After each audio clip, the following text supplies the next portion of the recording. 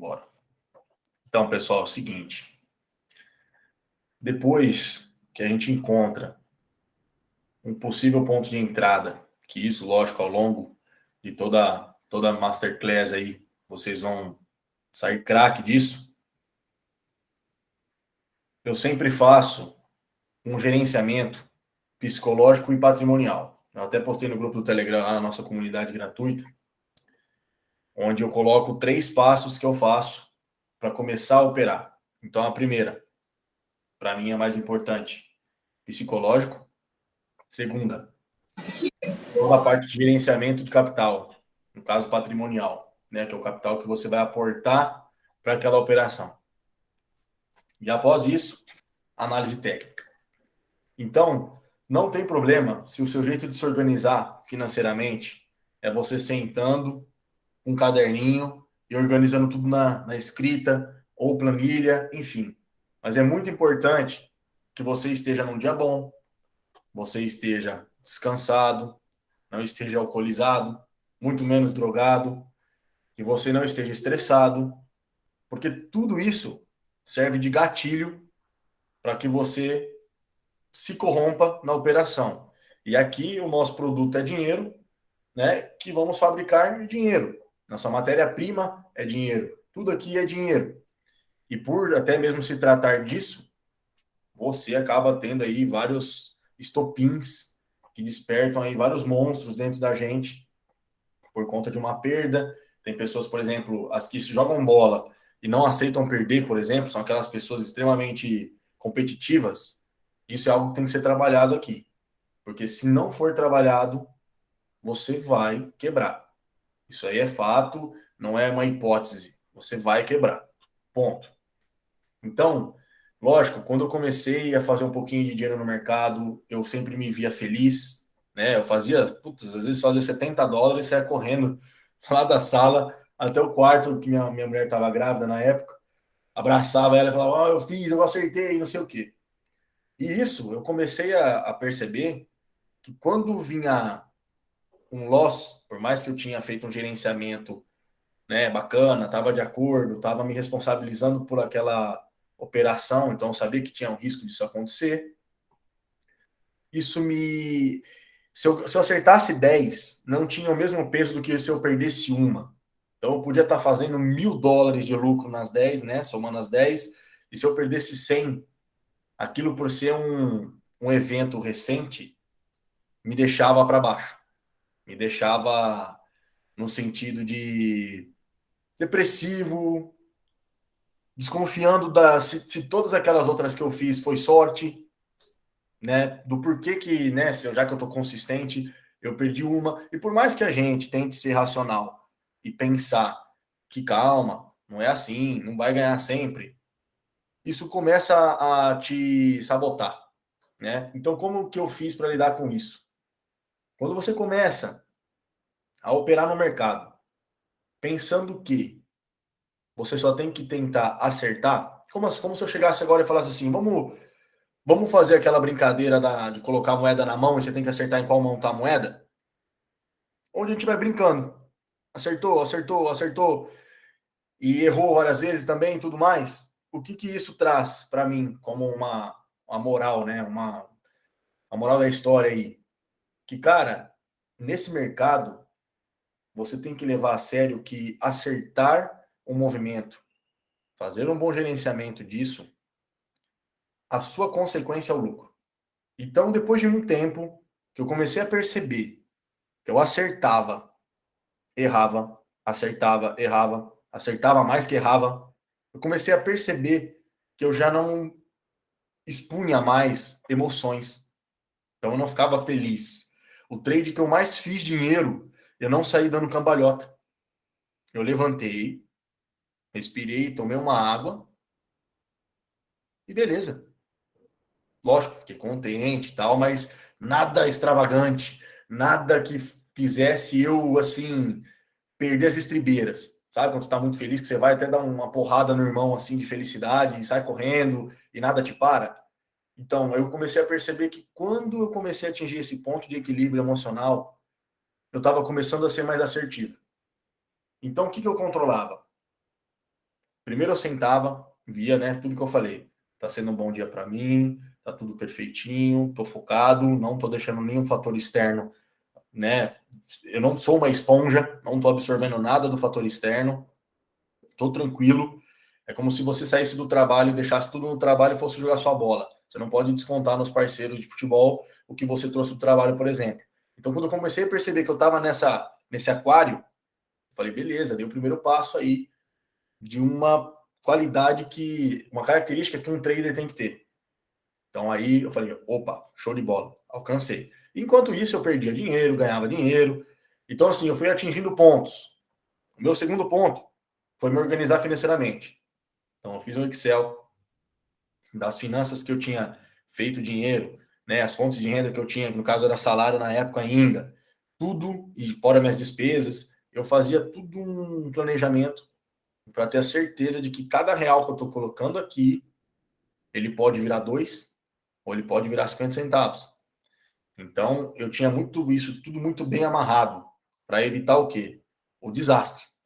Porque se você quebra uma banca, que é uma banca que de fato você contava que, não, daqui a um ano só eu vou precisar para comprar meu apartamento, e daqui a um ano com certeza eu já fiz muito dinheiro. E você quebra isso, no seu subconsciente, na sua moral, você joga um raio tão grande nisso que você destrói todas e todos os princípios que você tem que ter para conseguir operar de uma maneira consistente.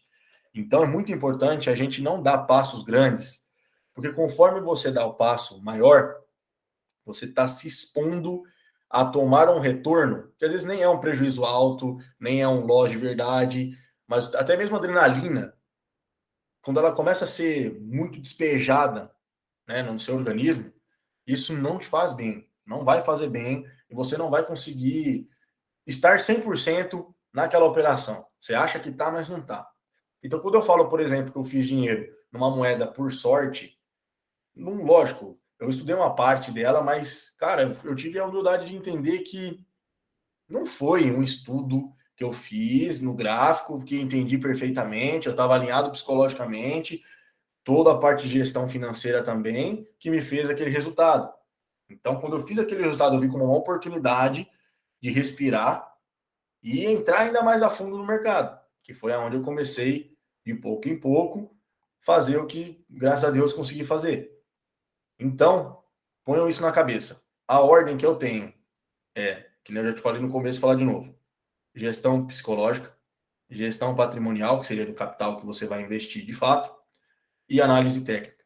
Então, beleza. Feito toda essa parte desse checklist e que tá tudo ok, não adianta, por exemplo, você briga com a sua esposa, sobe pro segundo andar e vai operar. Não, tá bom, então deixa eu fazer alguma coisa, vou operar. Não, cara, tudo errado. Tudo que você tem que passar longe do computador ou do celular. Passa longe.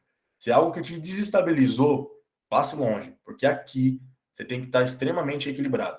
Hoje, lógico, por eu ter um filho de 6 meses, minha mulher e tudo mais, hoje eu consigo lidar com fatores externos ao mesmo tempo com a operação. Então, por exemplo, quando eu sento aqui, eu consigo desligar. Né? Isso demorou um tempo para eu conseguir, de fato, desligar e focar 100% aqui. Eu mergulho aqui, eu faço uma imersão aqui. Então, até esqueço, né? Quando eu saio da porta que eu falo, pô, é verdade, tava bravo com ela, porque ela fez isso. Aqui, às vezes, eu até esqueço. Então, depois que você for transparente a esse ponto com você mesmo, aí você pode começar a operar até se você brigar com alguém, ou se alguém te chatear e tudo mais. Tá? Fora isso, evite. Você vai ver na dor que o que eu estou falando realmente acontece. Beleza, depois de ter feito a gestão, né, do capital, de saber tudo certinho, o que você pode expor, o que você não pode expor, até onde você aguenta tomar porrada, até onde não. Depois de estar todo transparente, que é um combinado que você está fazendo consigo mesmo, fechou. Aí você vai para a parte de procurar oportunidades. Então, e aí, lógico, ao longo da Masterclass vocês vão entendendo um pouco melhor de pontos de entrada que são mais seguros, né, de saída que também são mais prudentes, porque tem pessoas que abrem a operação e acham que ela vai ser eternamente rentável. E não. O mercado, né, como a gente já conversou um pouco, ele é movido a tendências. E tendências têm topos e fundos. Seja uma tendência de alta, seja uma tendência de baixa. Ela é necessário isso aqui, esse tipo de movimento. Nada faz assim e nem assim. Então, levando isso em consideração, a gente tenta aproveitar todos os momentos possíveis, traçando estratégias para que, independentemente da tendência principal, a gente consiga ser lucrativo. Porque se na hora que cai, a gente também tem o fator positivo, que é o famoso repique, para criar topo descendente, só que você conseguindo posicionar bem, você consegue pegar esse pequeno movimento e sair fora, que a gente chama de scalp. Dependendo do tempo gráfico, pode até ser um movimento mais longo, né? Então, em tendência de alta nem se fala. O que os traders geralmente costumam fazer, realizar parciais em topos, para pegar esse capital e recolocar ele aqui. Então, você consegue fazer preço médio ao longo da subida diversas vezes. E as pessoas que são mais conservadoras e pensam a longo prazo, não tem tempo de operar, não tem tempo de ficar acompanhando o mercado, acaba sendo holder, que acaba pegando esses dois movimentos aqui, mas como o negócio é a longo prazo, ele aposta que o mercado e aquele projeto em si vai ter uma grande visibilidade no futuro, né? Quando você dá tempo ao mercado, né, para ele conseguir ter aí o marketing dele, conseguir, de fato, adentrar dentro da sociedade, mostrar para que ele veio, qual é a solução real do Bitcoin e tudo mais, é o tempo que o holder dá para o mercado amadurecer e as pessoas começam a aderir à ideia e começa a entrar dinheiro. E entrando dinheiro, o mercado começa a explodir para cima. Então, o holder acaba ganhando dinheiro assim. Né? Por que falam que um day trader é um cara que geralmente deixa dinheiro no mercado? Porque a maioria das pessoas que acham que day trade dá dinheiro são pessoas que são ansiosas, são ambiciosas. Ou seja, só aí eu já falei dois fatores que já começam a querer te corromper no mercado. Geralmente as ansiosas e ambiciosas, elas não querem fazer nada com calma. Então o que elas já vão buscar? Elas vão buscar caras que são bem-sucedidos, são traders bem-sucedidos, que operam opção binária ou que têm boas rentabilidades em futuros. Isso aí é batata. O que é speech de vendas hoje, além dos carros e casa e viagens para Dubai, é ganhar dinheiro rápido. Então, isso é um crime contra a sua operação. Porque, cara, alavancar é algo muito sério. Você tem que estar assim numa consistência muito bacana e uma consistência psicológica, principalmente, para conseguir operar futuros. Eu acho que o Vini, que está aqui ouvindo a gente, está com a gente na sala, se eu não me engano, ele já operou também, opera futuros, então ele sabe disso. Acho que até o Gu também já operou. O Henrique também operou na B3.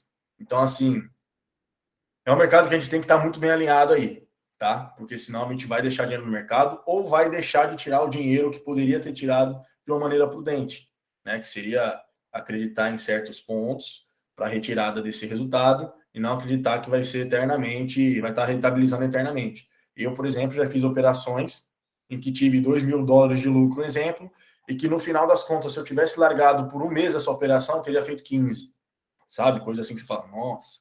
Mas, cara, eu me responsabilizo por aquela atitude naquele momento. Nesse mercado, vocês vão ver muita gente falando, e se? E se? Cara, para com e se.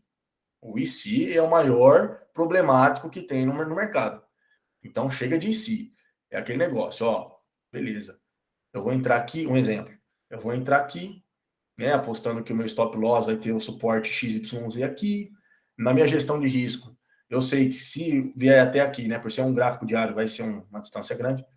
Ah, tá, eu tenho chance de perder 5%, só que eu já tracei e vi todos os indicadores possíveis aqui no gráfico de que meu alvo pode ser, sei lá, vamos fazer um alvinho aqui rapidinho só para...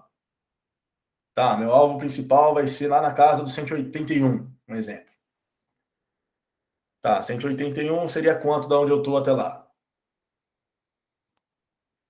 Olha lá, 55% contra 5,5%, ou seja, uma gestão de risco-retorno de 10 para 1. Beleza. Você estando de acordo com isso, se você achou que tá bacana para o que você vai fazer, seja homem. E quando você vê que você está perdendo, ou você perdeu, de fato, chegou no ponto que você colocou que era seu máximo de perda, você combinou aquilo com você mesmo. Então não é o mercado que é ruim, não é o fulano que falou e você entrou. Tem que se responsabilizar. Então, por exemplo, toda vez que eu vou fazer entradas, o que eu faço?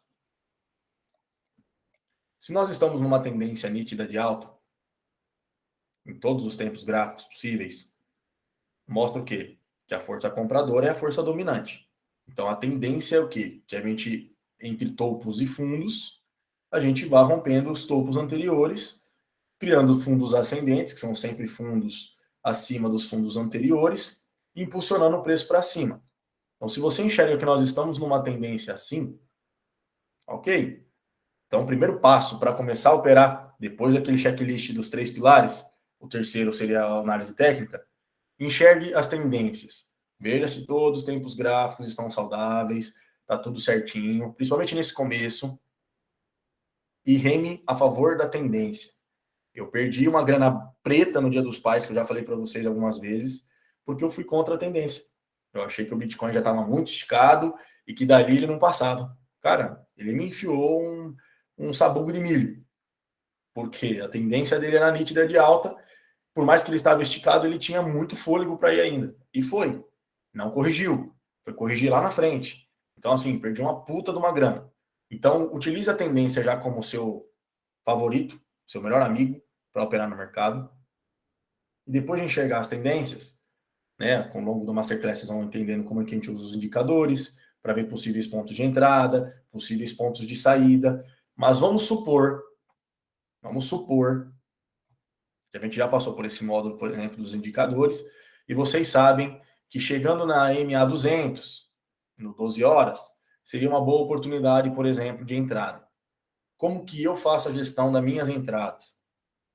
O 12 horas, ele não é um gráfico pequeno, mas ele não é um gráfico master, igual o mensal, por exemplo. Então, pronto. Tem a regrinha do RSI, né, que a gente sabe que em alguns casos, quando a tendência é nítida de alta, e você tem um movimento explosivo, depois de um tempo, quando o RSI em 1 hora se torna em sobrevenda, o que é o sobrevenda? Relembrando a aula passada, é aquele lance dos 100 investidores, lembra? 100 investidores, 30, só tem 30 ainda para vender, contra 70 que podem comprar. Aquele exemplo que a gente ilustrou só para ficar mais fácil o entendimento. Vitor, Pode falar. O que é esse RSI aí? Desculpa interromper. Tá, aqui na aula passada você não conseguiu participar. É. Tá gravado lá, mas eu vou explicar rapidinho. O que o RSI mede? Ele vai medir para você. Vamos usar o exemplo que você tem 100 investidores numa sala. E esses 100 investidores estão lá comprando e vendendo. Quando o RSI, a gente chama ele de sobrecomprado, que seria dessa linha verde para cima, o que ele está indicando? Que dos 100 investidores, 70 vieram comprando, em faixas de preço diferente, alguns iguais aos outros, enfim. 70 investidores já compraram. Ou seja, mediante um estudo de probabilidade, na sua cabeça, o que é mais provável? As pessoas virem realizando lucro ou os outros 30 acabar comprando, sabendo que 70 já compraram e que 70 que estão atrás deles podem vir a vender e eles derrubam o preço. Conseguiu pegar a lógica? Tá, entendi. E o sobrevenda é a mesma teoria, só que ao contrário. Como se você tivesse muitas pessoas que já venderam e começa a ter mais interessados em compra, porque já começa a ficar escasso, né? O mercado já está devolvendo, a oferta já começa a se tornar maior. É tipo o volume, vamos falar assim, é o fluxo. É um fluxo, é um índice de força relativa, isso que é o RSI. Só que é em inglês a sigla, que para nós aqui eles chamam de IFR, que é o índice de força relativa. Então ele vai de 0 a 100, esse índice, de 0 a 30, a gente chama de sobrevenda, de 30,1 a 69,9, a gente chama isso de equilíbrio, e de 70 a 100, a gente chama isso de sobrecompra, que é o quê? Ó, muita gente já está comprada, muita gente está surfando esse movimento. Já eles vão realizar. Seja lá de baixo ou seja comprando agora. E o de venda, a mesma coisa. Muita gente já realizou. Muita gente já está de fora, assistindo essa movimentação. Né? Querendo dizer assim, quando será que vão entrar as pessoas interessadas em fazer o preço voltar a subir? Por quê? Ele já desceu. Então ele começa a ficar barato, começa a ficar bom. Começa a surgir demanda. Porque tem mais oferta. Então o preço cai. Principalmente o Bitcoin, que é um ativo escasso, né? Que muita gente usa como reserva de valor. Né? Quanto mais oferta você tiver no mercado, mais barato ele vai ficar. Quanto menos oferta, ou seja, mais pessoas segurando, mais caro ele vai ficar. Porque, obviamente, tem mais gente enfiando capital para conseguir essa fração. Entendeu? Entendi. Então, por exemplo, no caso aqui, o RSI está em equilíbrio nesse tempo gráfico. No 12 horas, o RSI está em 47. Ou seja, equilíbrio. Ah, tá. Peraí. Ah, entendi. O vermelhinho aqui embaixo, o branco e o verde aí. Ah, pode crer, Isso. beleza. O Tá. branquinho aqui no meio é o 50. Aqui é o 70, aqui é o 30. Por que Tá, eu coloquei beleza. nessas cores? Para eu saber melhor visualizar. Não, entendi. Positivo, negativo e Isso, equilibrado. de que as coisas estão extremas ou não. Quando um RSI, por exemplo, está extremo, seja de sobrevenda ou sobrecompra, num gráfico grande, cara, aí são, né, lógico, se tiver em sobrevenda, são bons pontos de compra. Porque, porra, um gráfico mensal entrar em sobrevenda, velho, é porque assim, né, que eu tô na Sol, né, vamos pôr o Bitcoin. O Bitcoin, desde que foi listado na Binance, o RSI dele nunca tocou sobrevenda no mensal. Pelo menos na história da Binance, não. Tá? O semanal, ele já chegou a tocar o semanal. E quando ele tocou o semanal justamente em 28,8, Zarpou para para quem comprou utilizando essa estratégia de que por ser um gráfico grande, tocou lá no sobrevenda, o cara comprou aqui, velho. Olha aqui, o toque mais fundo é esse fundinho vermelho aqui. O cara só conseguiu fazer, utilizando a técnica do RSI, se ele segurou até hoje, vou falar até hoje, não vou nem falar da TH. Ele só conseguiu fazer 12 vezes o que ele investiu em janeiro de 2019. Se ele segurou até a TH e vendeu na TH, ele fez 20 vezes o que ele investiu. Entendeu? Lógico, RSI nem sempre é um indicador que você tem que deixar ele como único. Na verdade, eu nunca uso ele como único para tomar uma decisão, tá? Mas ele serve aí como base para alguns traders de entrada e saída. Então, no caso do Bitcoin, uma hora, a gente sabe que quando o RSI de uma hora, depois de um movimento explosivo, em uma tendência de alta nítida, uma hora em sobrevenda é um dos lugares mais esperados para as pessoas posicionarem, porque a gente tende a achar o fundo ascendente, ou seja, nós vamos achar o fundo ascendente.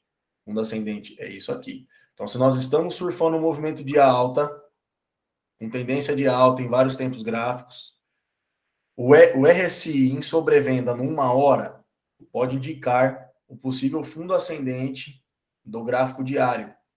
Ou seja, então se nós estamos subindo no diário aqui, ó, pá, pá, pá, pá, pá. Não falei que a tendência tem que ter topos e fundos para continuar subindo? Se você perdeu esse movimento, onde você vai querer entrar para continuar surfando a tendência? Em um fundo ascendente. Não precisa pegar ele bem no fundinho. Mas quando o RSI de uma hora entra em sobrevenda, lógico, falando de novo, mediante a um movimento de alta explosivo e tendência nítida de alta, você acaba posicionando uma parte do capital. O que aconteceu semana passada? O RSI entrou em sobrevenda numa hora. Então, como a gente veio de um movimento de recuperação bacana, a gente rompeu nossa cunha descendente no diário, tivemos aí um bom movimento de alta, saímos lá dos 30 e poucos e viemos buscar os 48. Eu estava crente que possivelmente a gente acharia aí o fundo ascendente no diário. Só que eu tinha visto já no mensal que nosso volume não estava interessante, que nossa força de movimento desde o fundo ascendente no mensal não tinha sido algo que realmente foi igual ao movimento anterior, quando de fato a gente estava com as tendências todas positivas. Ou seja, algo estava fazendo o mercado não ir com força, não ir confiando, estava com o pé atrás. Então, só por o movimento dessas velas, a gente já vê que o mercado estava meio cansado. Então, o que eu fiz? Falei, vou utilizar a estratégia, né? Foi aqui. Porém, o que eu faço com o meu capital? Vamos supor que eu estou com 10 mil reais. A estratégia do RSI em uma hora em sobrevenda, eu utilizo no máximo 40%. E 40% se ele ficar extremo. Se ele não ficar extremo, Eu vou surfar o movimento com o que deu para colocar e executar de forma prudente. Então, por exemplo, vamos supor que esse sobrevenda aqui. Então, eu escalei no primeiro toque aqui, uma ordem aqui. Isso tudo em porcentagens distintas.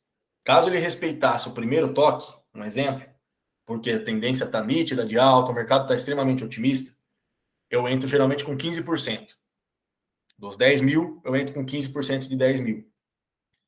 A segunda entrada, mais ou menos nessa região, eu entraria com mais 5%. Então, caso viesse a ficar extremo o RSI, eu já estaria com 2 ordens. Por que eu vou colocando embaixo?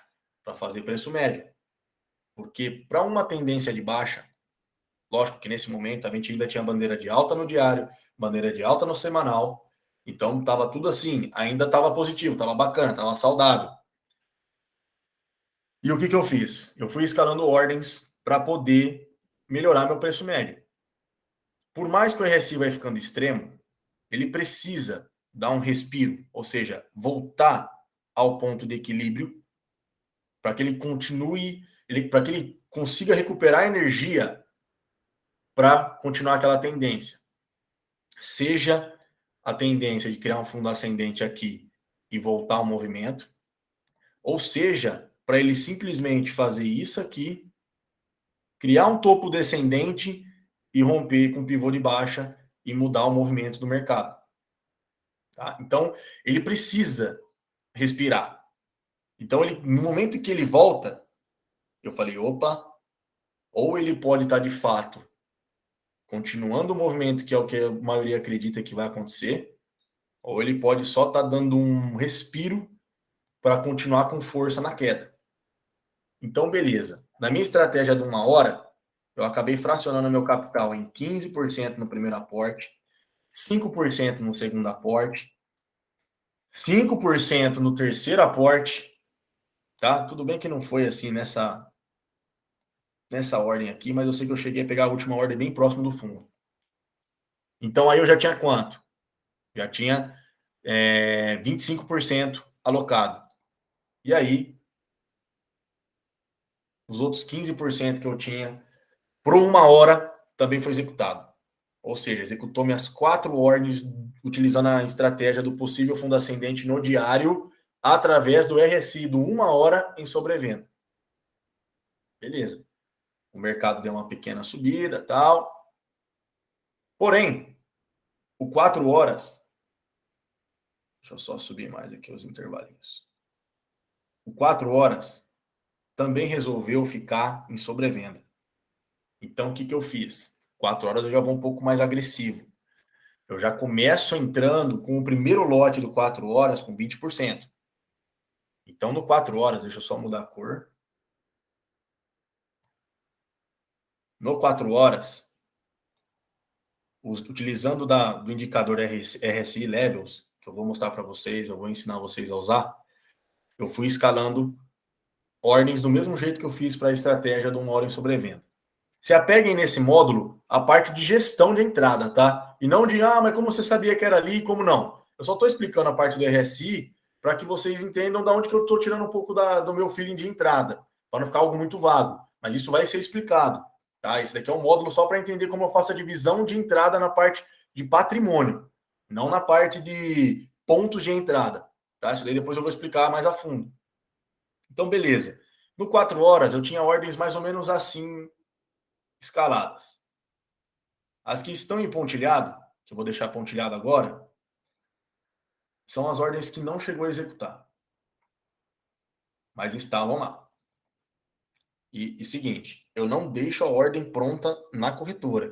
Eu seto os alarmes aqui e na corretora, e quando ele sua, eu sento aqui, vejo se de fato ainda faz sentido, porque o mercado a todo momento tem movimentos que oscilam para cima e para baixo, então pode mudar um pouco a zona de entrada. Então eu confirmo para ver se ainda é aquela zona. Se for, eu meto pau, se não, eu espero e realoco isso. Então, beleza, setei os alarmes. Aqui, conforme ia disparando, eu ia comprando. Disparou 4 horas. Então já entrei a primeira com 20. Pau. A segunda, 5%. A terceira tinha 5% também. E a última tinha 10%. Alocando tudo isso de capital, eu ainda teria 20%. Que esses 20% que ficaria na minha mão, eu utilizaria para um cenário mais extremo ainda. Porque para o RSI vir aqui sem respirar, porque assim, ó, vê se vocês entendem. Eu vim buscando as ordens na queda. Tudo bem que uma hora você vê alguns respiros no meio aqui. Porém, um gráfico pesado como 4 horas, por mais que ele não seja tão grande igual um 12, um diário, ele tem que ter um respiro. Nem que seja mínimo. Nem que nem aqui foi, ó, uma retração da vela e um respirinho mínimo. Que esse respirinho, desde a retração, somando os dois, daria 2%. Então, beleza. Eu vim pegando. Pá. Peguei aqui. Meu preço médio, por conta desses aportes, ficou mais ou menos aqui. Porque como eu entrei mais forte, vou colocar em vermelho. Como eu entrei mais forte com as do 4 horas, acabou meio que puxando legal as do 1 hora. Então, meu preço médio conseguiu ficar um pouquinho aqui, ainda lógico, não ficou extremo, mas ficou praticamente quase na base do corpo, do fundo, né, aqui na vela do fundo. Né? A vela termina aqui, começa outra aqui e depois já parte. Essas duas não chegou a ser executada. Então, acabei ficando fora da operação com mais de 40% de capital na minha mão ainda. E o movimento tinha que criar, nem que fosse um topo aqui para descer. Nem que fosse aqui, tá? Só de ela retrair, eu já estava no lucro. Por conta dessa gestão. Então, se eu visse, de fato, que o mercado ia continuar a queda, porra, era nítido que daria para eu fazer uma gestão, lógico, por não saber onde seria o fundo, que não dá para prever. Você teria que traçar uma fibra e tudo mais, para você achar possibilidades. Mas eu lembro que aqui, se eu não me engano, a gente estava um pouco distante de um ponto de suporte. Então, eu colocaria como uma meta para aquela operação um stop loss aí, ó. Se eu fosse perder o fundo de novo, ia ser em torno de 1%. Então, porra, eu tinha um risco aí de 1%, sendo que eu ainda estou desobedecendo o fundo da vela atual, como se ele fosse ter continuidade, já estava quase virando a vela no momento que executou o restante. E logo depois a gente já teve esse movimento de repique. Então, o que aconteceu? Acabou que me posicionei bacana. Meu preço médio, eu lembro que ficou mais ou menos em torno disso aqui. Entrei em outros ativos também, tá? Mas estou falando, usando o Bitcoin como um indicador. E no final das contas, isso aqui era uma base de suporte de um triângulo descendente, que é uma imagem que vocês vão aprender também ao longo aí, mas só vou mostrar para vocês aqui. Isso aqui é um triângulo descendente, no gráfico de 4 horas, é um triângulo que geralmente rompe para baixo. E aqui a gente tinha determinado, né, a gente que eu falo, o mercado, tinha determinado que aqui seria um suporte, né, levando em consideração o término do corpo da vela e o início do corpo da vela. Então eu fiquei bem próximo do novo suporte. Né? Tudo bem que o fundo ascendente de fato é aqui, mas o suporte do triângulo é aqui. Então, cara, eu surfei tudo isso aqui, ó. Eu fui sair um pouco antes disso aqui, ó. Talvez nessa região, um pouquinho mais para cima ou para baixo. Então, assim, 1% que eu tinha de perda para os 5% que eu tive de ganho, é uma gestão de 5 para 1, que para mim já é uma bandeira verde para operar. Então, fui tranquilo, não fui com os 10 mil, então eu não fiz os 500 reais, que eu podia ter feito. Eu fiz o quê? Em torno de... Eu falei que 60... Então, assim, eu fiz em torno de 5%. Em vez de eu fazer 500 reais, eu fiz 5% em cima de 6 mil reais. Então, que daria um pouco aí, 300 reais, vai.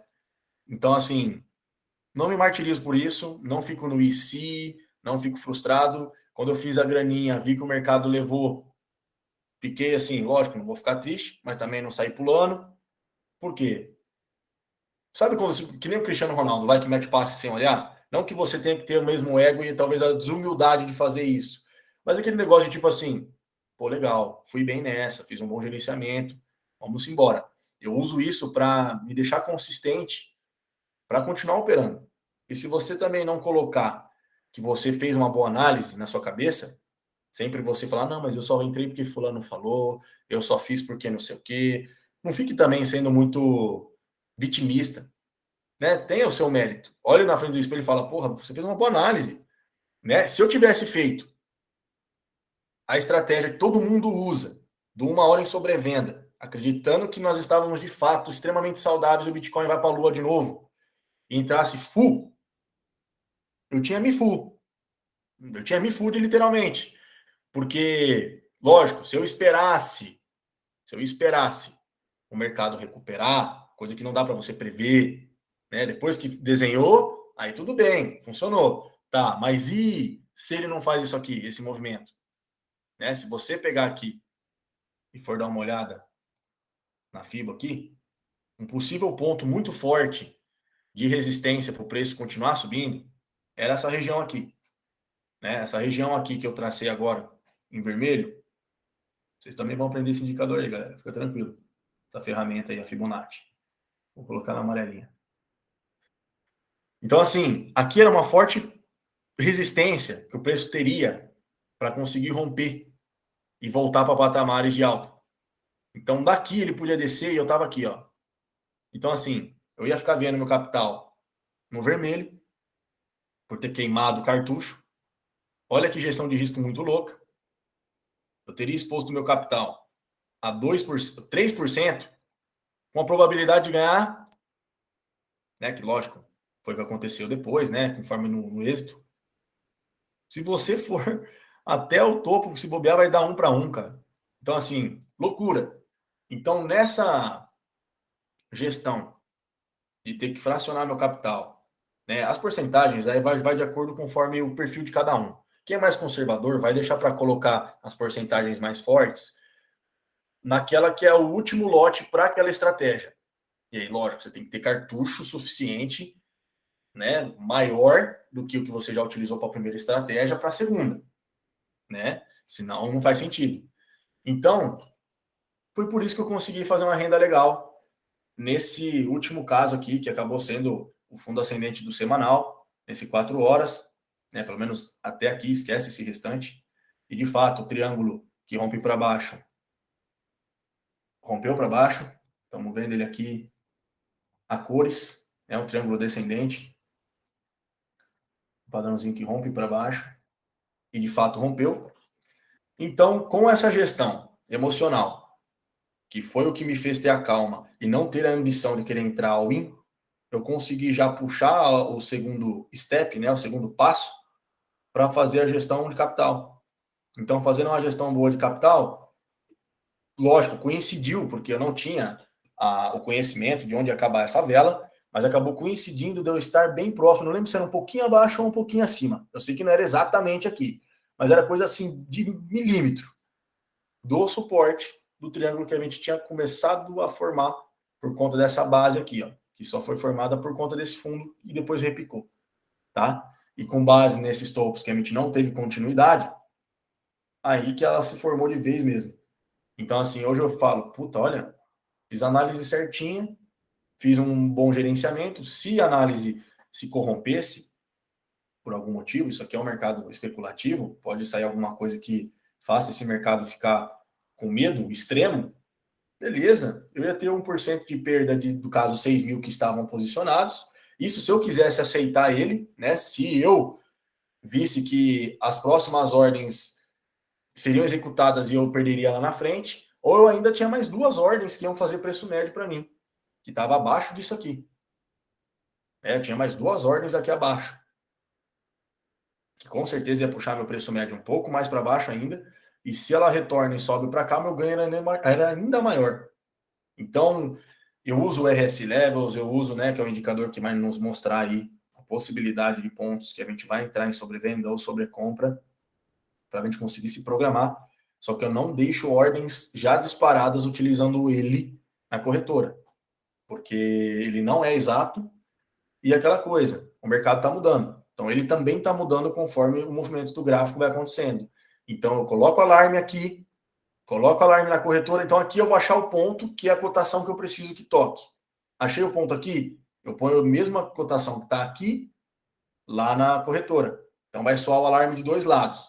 Caso o TradingView, sei lá, ficou offline e não me chamou, eu tenho a Binance, ainda vai me dar um suporte nisso. Então, chamou o alarme, eu sento aqui, vejo se de fato faz sentido, se de fato o negócio está da forma. Lógico que uma queda não é sempre saudável, tem vezes que a gente só repique e continua caindo, é algo agressivo, mas com várias ferramentas, e principalmente a gestão emocional e patrimonial, você opera tranquilo. Por quê? Você sabe que você tem grana ainda na sua mão, você sabe que você fez uma boa estratégia, você não sai igual vaca louca, e você sabe que você, se perder, você tem um chão, você tem um número. Então não é aquele negócio surpresa. Acordei perdendo 30 mil hoje. Não. Você sabe que você pode acordar com menos 5 mil, por exemplo. Se você tiver feito uma gestão sabendo que seu stop loss vai te dar aquilo de perda. Então eu durmo muito mais tranquilo, né? Do que não usar stop loss e deixar a vida te levar. Para um holder, beleza, ele não quer saber. Posso estar perdendo 10 mil hoje, mas eu sei que daqui a 3 anos eu vou ver muito mais que isso. E o cara continua pondo grana, mensal, bimestral, como for o planejamento dele. Alguém tem alguma dúvida? Ou quer contar de algum acontecimento sobre isso que acabou corrompendo? Sentiu na dor, na pele aí? O problema de, às vezes, não fazer uma gestão patrimonial, não fazer uma gestão emocional bem feita, amarradinha, para conseguir ter êxito? Eu tenho uma daquela vez, Victor, do Bitcoin, que no início acho que foi a minha quinta operação, assim. Eu coloquei o stop loss e aí ele meio que formou um cabeça e ombro, estopou não só eu, que tu falou que foi mais gente, e acabou explodindo. Foi, acho que em fevereiro, janeiro, fevereiro. Aí ele te estopou e subiu, né? Você acabou entrando, colocando um stop loss numa região que, lógico, eu não lembro como que era o caso na época, mas com certeza temos que fazer umas análises um pouco mais profundas para ter uma ideia se aquele stop loss faz sentido para aquela operação. Porque senão você vai continuar, você vai ser estopado quase sempre. Tem gente que entra e coloca na cabeça que 1% de perda tá ok. E coloca o stop loss fazendo o seguinte cálculo. Vou entrar aqui, então quero ser estopado aonde? 1%? 1% é aqui. E o cara coloca aqui o stop e vai operar. Cara, calma aí. Aqui é a base de um fundo, por exemplo. Ó. No caso, não seria extremamente imprudente ele fazer isso. Porém, tem outros indicadores, outras ferramentas que você utiliza para chegar numa conclusão como essa. E isso é só o tempo mesmo e prática, Gu, para você pegar a manha e entender, né, de fato a dinâmica. Ô, Vitor, pode falar. Na verdade, essa questão de stop, mas eu só aceito perder X, mas eu só posso perder X. Isso não é válido, porque o stop que determina é o mercado, né? É a operação. Então, de repente, você não pode entrar nessa operação. Essa operação não é para você. Você não Exato. tem, vamos falar, você não tem fundo suficiente para entrar nessa operação, porque você entrar, não, eu só posso perder tanto, é mais fácil você rasgar o dinheiro, que você já está dando para o mercado. Aquela operação, ela tem o balanço. E se você deixar curto, ele vai tomar o seu dinheiro toda hora. Então, exatamente. Você vai ser um trader perdedor sempre. Agora, por exemplo, você vê indicadores extremos. Você vê que tem uma base de preço forte um pouco abaixo. Aí o que você faz? Você usa essa base de preço abaixo, usa esses indicadores, querendo dizer o quê? Bom, a força vendedora, caso você entre em long ou você entre em spot, comprando, pensando em valorização, aí você fala, bom, cara, a força vendedora está estressada já está em colapso. A chance dela romper isso aqui e levar os indicadores para fora disso é pequena. Aí você faz um risco-retorno. Você puxa, vê ali o fundo ascendente e tal. Você fala, bom, 1,5% abaixo do fundo com retorno de repique maior. Aí você vai, por exemplo, porque não existe queda livre, né? Foi o que eu te falei. Você vai ter um fundo em alguma hora que vai dar uma repicada para cima, nem que seja de minutos. Você vai ter esse repique, tem que ter esse respiro para continuar descendo. Então, se você consegue achar isso no gráfico, lógico, a gente tem técnicas para achar, não é um bicho de 7 cabeças, mas precisa um pouco de experiência. Cara, achando isso desses pontos, você consegue acertar muito mais do que perder. E aquela coisa, tem que confiar na operação, porque muita gente vê o mercado indo sentido contrário do que operou, do que você está operando, e não confia. E o mercado ele não vai, a partir do momento que você entrou, vai te dar dinheiro já. São poucas vezes que isso acontece. Então você também tem que confiar no que você enxergou. Tem que saber calcular o stop da operação e também o alvo, né? Porque ficar esperando, achando que vai, não. O alvo é aqui, ó. Deu aqui. Ah, tá meio perto, protege e tchau. Vai subindo o stop. Se você acha que, por exemplo, daqui ele vai para a lua, cara, vai subindo. Base de preço. Você chega aqui e vai procurando possíveis fundos ascendentes como base de preço. Então, por exemplo, vamos supor que essa parte do gráfico aqui não existe. E eu entrei aqui e imagino que ele vai para a lua.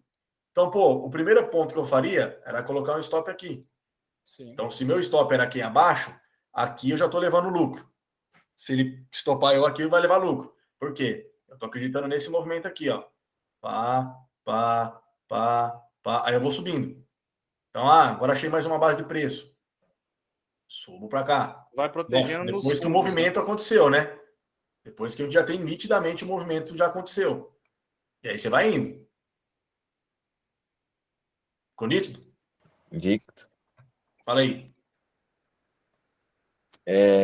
Eu estava vendo no grupo do Telegram e mencionaram sobre a moeda ANC. E aí AMC? eu fui dar uma olhada nela, pesquisei mercado tudinho. E aí Essa aqui? ela se caracteriza como o fundo arredondado,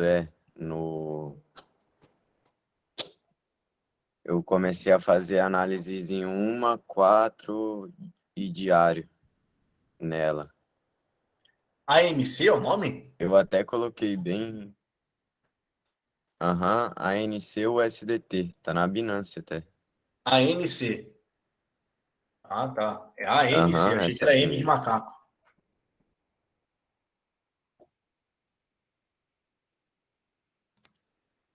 Você tá achando que pode ser um fundo arredondado E isso aí eu aqui? até coloquei bem pouquinho. Oi? Você acredita que aqui é um fundo arredondado? Certo?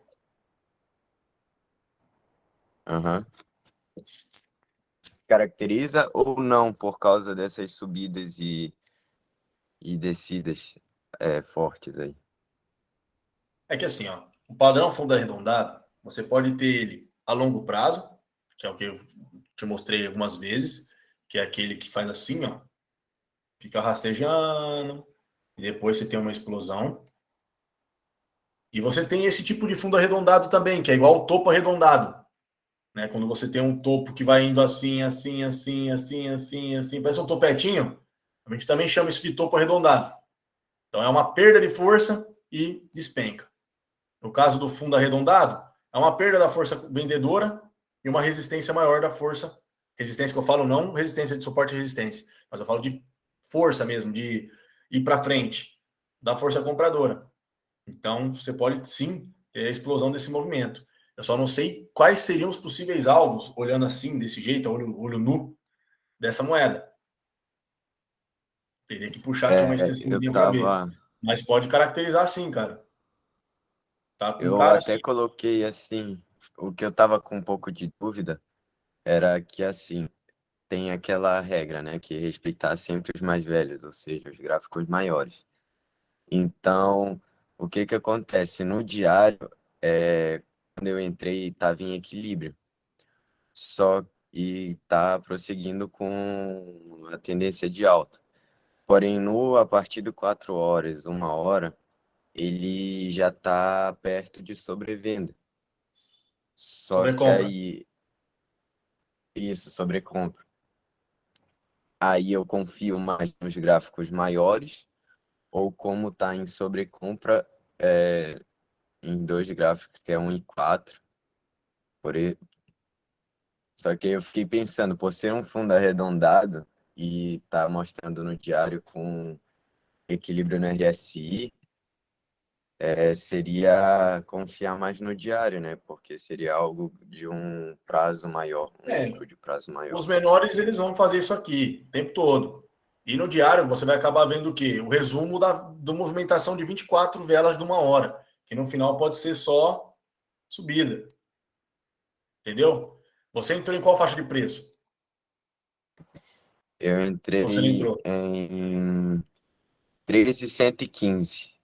Se for ver, eu já estou fazendo 3%.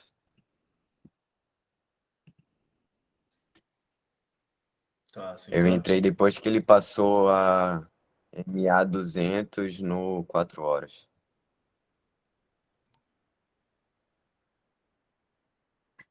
E aí, por uma gestão de risco, eu coloquei o stop loss em 2.710, que seria quando a faixa de preço passasse a EMA 26, 12 e a MA 200 numa hora.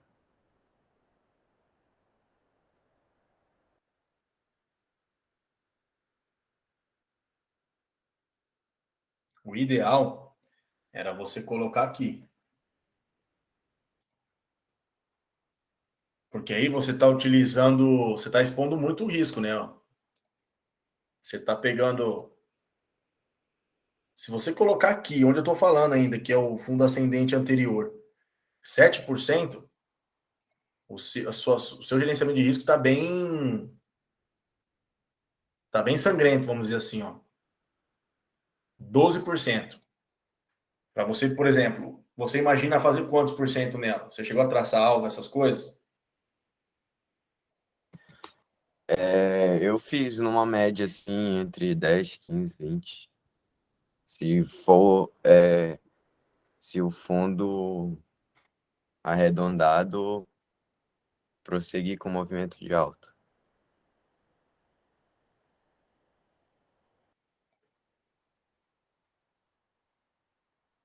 É. Manda para mim no particular, que eu vou dar uma olhada nela mais a fundo. E aí eu te passo, vou traçar a extensão de Fibonacci aqui para a gente ver os possíveis alvos, bonitinho. E falar, ó, os possíveis alvos são esses. Para a gente ficar de olho. Conforme ela for batendo os alvos, a gente já vai subir no seu stop, entendeu? Aham, entendi. Eu vou até dar uma olhada para subir mais um pouco para onde tu falou, né? Onde seria 7%. Fechado. Aí você me manda bonitinho. Fechou, galerinha? Então Fechou. hoje é isso. Se alguém tiver alguma dúvida, pode me mandar, tá? Não tem ira nem beira. E nós vamos se falando. Aí eu vejo no grupo lá o que a maioria quer fazer, quando quer fazer a próxima, se faz no mesmo horário, nos mesmos dias da semana, na semana que vem, ou se faz alguma nessa semana ainda. Aí vocês vão me respondendo por lá. Fechou? Ô, Vitão, Pode falar, Vini. Fechou. só para complementar aí o que você estava comentando mais cedo, eu, por conta do meu mau gerenciamento, vamos dizer assim, eu consegui quebrar 3 bancas, cara, acredita? Puta merda. Eu quebrei 3 bancas até de fato começar a ter um rendimento razoável. Só que o que me pega bastante é a questão psicológica, né?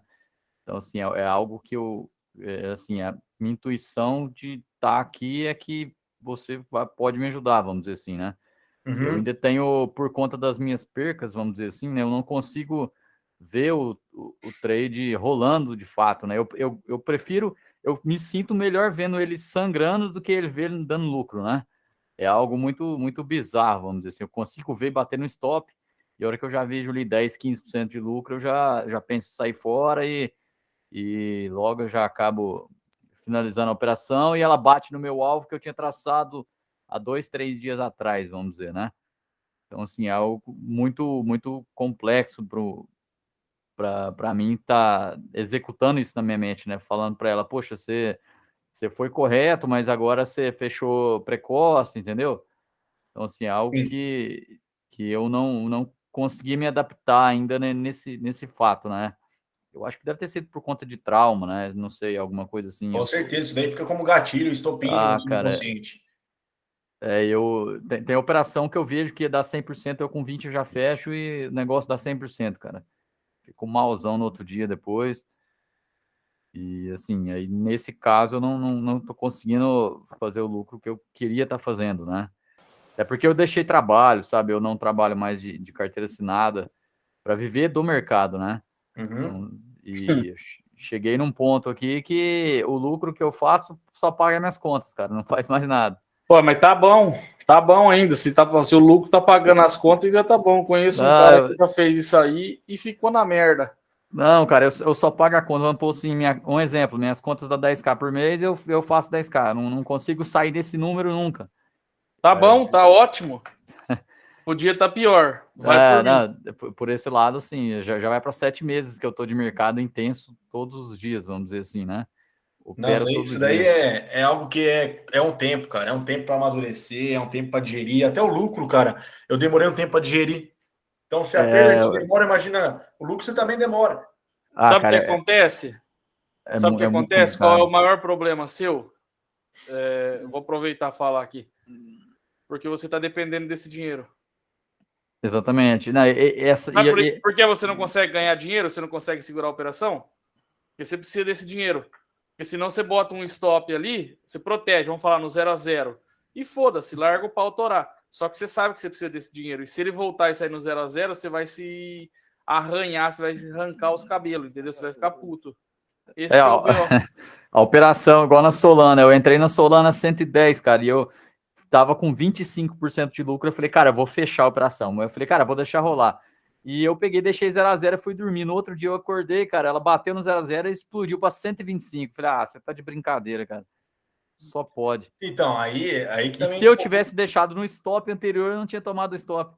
Entra um pouco da parte técnica também, porque é difícil você entrar numa operação sem você também estar olhando e acompanhando aquele neném, vamos dizer assim, andar.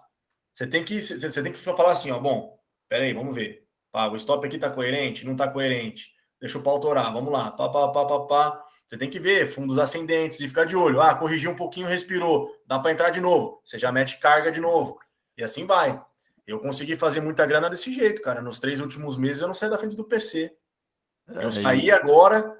O pessoal até falou, caralho, mano, como você bateu 600% em 3 meses, 2 meses, sei lá quanto que foi, 1 mês e meio, alguma coisa assim. Cara, é essa insanidade. Entrava aqui, tava com 30% só na operação, realizava o lucro lá em cima, corrigia um pouquinho, já colocava mais 20, mete marcha, vai, pá, e assim vai. É um negócio insano, velho. O mercado é insano demais, cara. Isso aqui, ao mesmo tempo que eu já consegui fazer muita grana, eu já perdi o triplo de grana que eu já ganhei, vamos dizer assim, né?